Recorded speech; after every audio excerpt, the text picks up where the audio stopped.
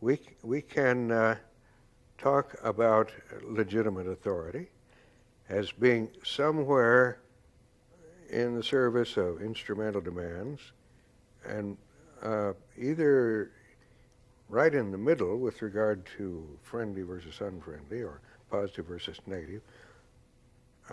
You could still call, let's say, legitimate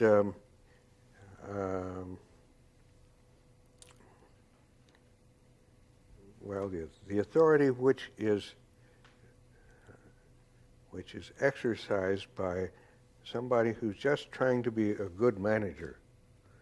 He's not trying to give any special favors or be especially pleasant, just doing his job, but he's not negative.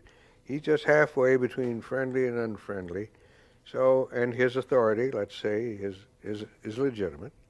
So he's sort of directly in the forward direction in this imaginary space, and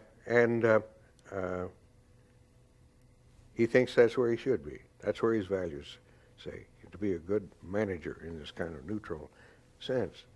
But we also know that in most groups, it actually is the fact that if you try to stay right there in the middle, you're going to be disliked, and you're going to run into trouble. So legitimate and beneficent leadership is usually also on the friendly side. It has an element of dominance, it has an element of authority, an element of legitimacy, and also an element of friendliness, which enables him and others to recover from the wear and tear of problem solving. All too often, just to finish off this little illustration of the imaginary space and how it helps you make important distinctions, what we call authoritarianism, it may be legitimate. It may not have, it may even be called legitimate without a vote.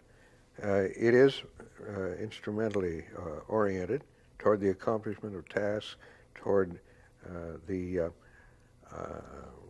extraction of uniformity and the way people behave, conformity to norms, but it's also over-dominant and over-negative, or over-hostile, actually. So that, but then you begin to think of rebel leaders who actually command the attention, the loyalty of a group of people, a minority, but nevertheless an important minority, who say the authority in our group at large is not only illegitimate, it is insufferable. We are being persecuted and so on. So from the point of view of the majority, he's on the right track. He's a beneficent leader. From the point of view of the majority, he's a renegade.